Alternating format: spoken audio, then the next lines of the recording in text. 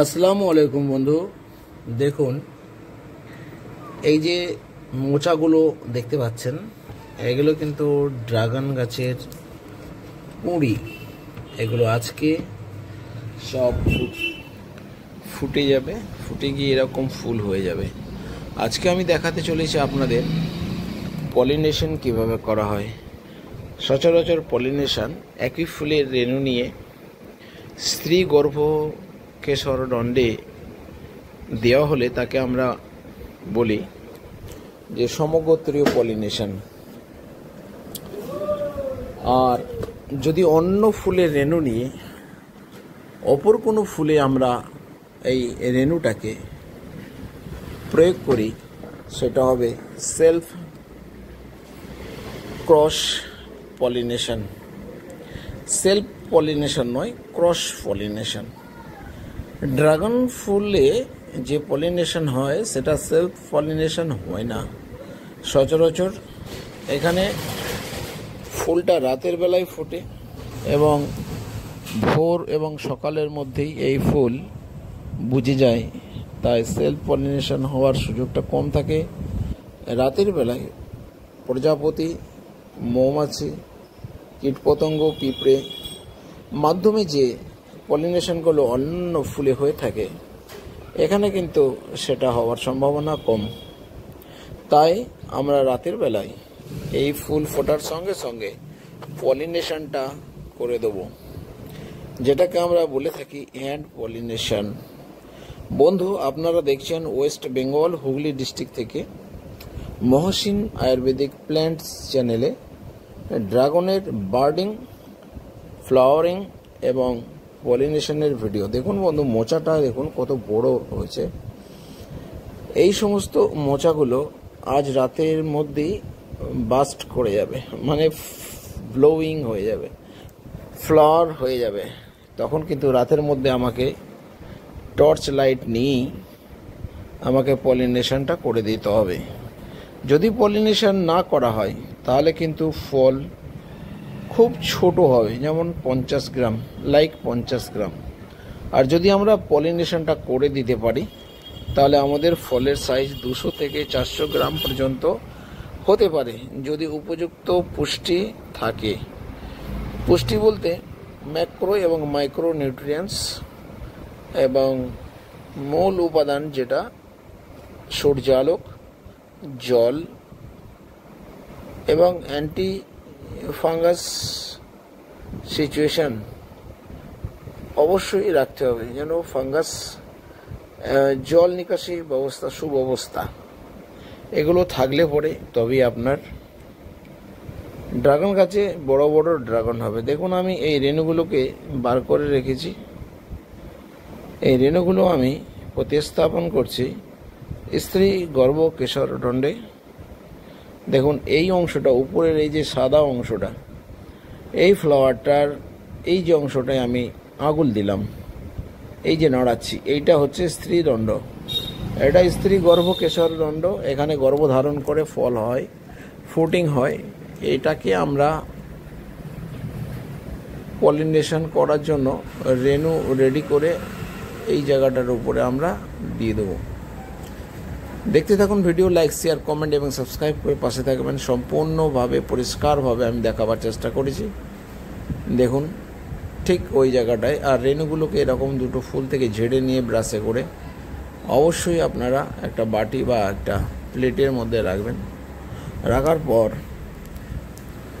Cross pollination করে যাবেন। Cross pollination করে গেলে ফল বড় হয় বন্ধু। আপনারা দেখছেন হুগলি ডিস্ট্রিক্ট ওয়েস্ট বেঙ্গল থেকে মহসিন আয়ুর্বেদিক প্ল্যান্টস চ্যানেলে ড্রাগনের পলিনেশন বা পরাগায়নের ভিডিও। পরাগ একটা ফুলের চতুর্দিকে যে সমস্ত ছোট ছোট বৃত্তাকার অবস্থায় রয়েছে, এর সরু সরু রেণুগুলো, যেগুলো বালির মতো বা ধুলোর মতো দেখতে, এগুলোকে ঝাড়া দিলে আপনার প্লেটে এসে পড়বে। এই রেণুগুলো কিন্তু আপনি পরেও ইউজ করতে পারেন। আপনি যদি ফ্রিজের মধ্যে রেখে দেন 3-4 দিন, পরেও ইউজ করা সম্ভব। 3-4 দিন যদি আপনি ফ্রিজে রেখে রাখেন কৌটোর মধ্যে বন্ধ করে আবার বন্ধু পলিনেশনের আর একটা সিস্টেম আমি এবারে আপনাদেরকে বলবো এবং পরবর্তী ভিডিওতে দেখাবো। এই রেণুগুলোকে নিয়ে আমরা 5টা ফুলের রেণু নিয়ে 1 লিটার জলে ভালো করে মিশ্রণটা করে নেব। জলের সাথে মিশ্রণ করে নেওয়ার পর এই জলটাকে আমরা কিন্তু হাতে করে ছড়া দিয়ে দিলেও পলিনেশন হয়ে যাবে। আগেকার দিনে পটলের ফুলের সঙ্গে ফুলের পলিনেশন করানো হতো, ফুলের রেণুটার ব্যবহার হতো। এখন বন্ধু ফুলের রেণুটা সরাসরি হাত দিয়ে ব্যবহার হতো, এখন জলে মিশ্রণ করে স্প্রে করে দেওয়া হচ্ছে।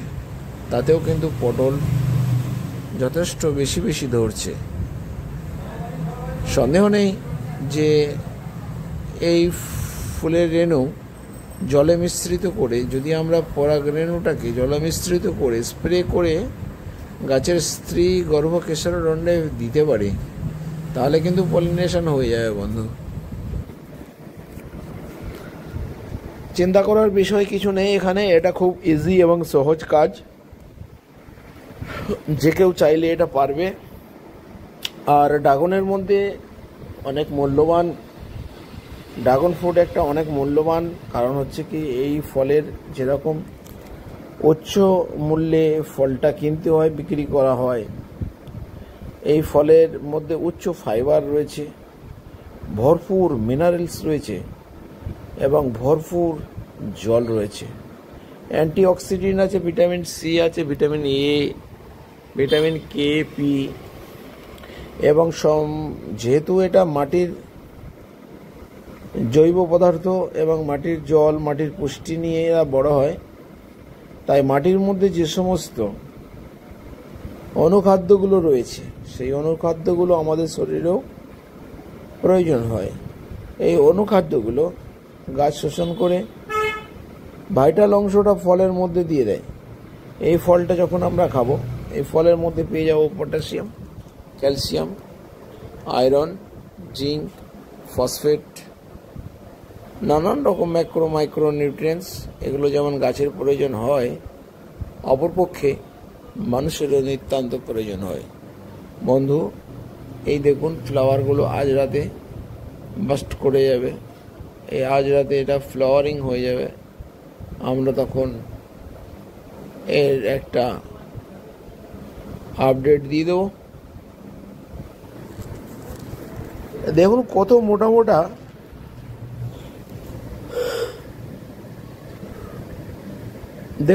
মোটা মোটা এই মোচাগুলো হয়েছে।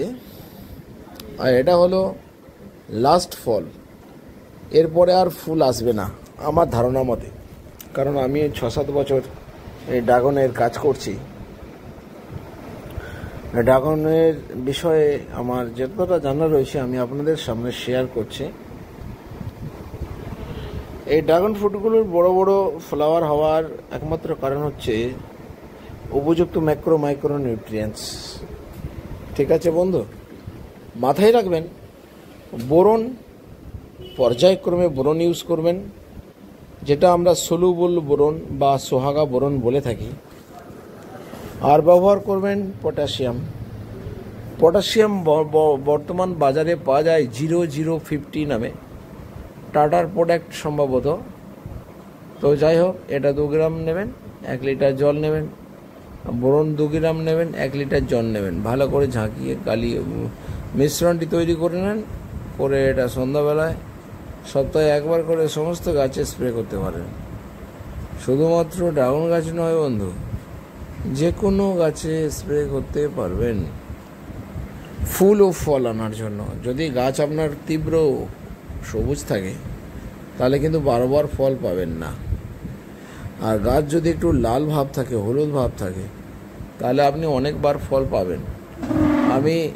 আমি 2025-এ 8 বারের মতো ফল হারভেস্ট করেছি।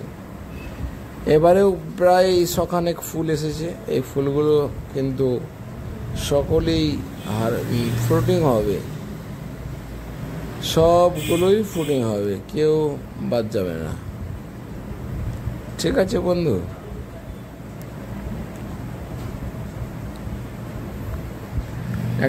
একটা দুটো ফুল অতিবৃষ্টির কারণে বা উচ্চ তাপমাত্রার কারণে ঝরে যেতে পারে।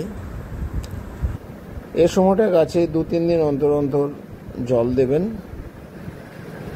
কোনো নাইট্রোজেন ঘটিত ওষুধ আপনারা ব্যবহার করবেন না। বর্ধিত ডগাগুলো কেটে দেবেন কাঁচি করে। বর্ধিত ডগাগুলো কাঁচি দিয়ে কেটে দেবেন। হ্যাঁ বন্ধু, ড্রাগন একটা ছোট টবেও হতে পারে। দেখুন আমি গাছে চুন দিয়েছি। হ্যাঁ বন্ধু, ড্রাগন অনেকেরই সমস্যা হয়, কি করবো, ড্রাগনের কিন্তু সমস্যার সমাধান আছে। ঠিক আছে বন্ধু, ভিডিও দেখতে থাকুন, লাইক শেয়ার কমেন্ট এবং সাবস্ক্রাইব করবেন। আপনারা দেখছেন হুগলি ডিস্ট্রিক্ট ওয়েস্ট বেঙ্গল থেকে মহসিন আয়ুর্বেদিক প্ল্যান্টস চ্যানেল।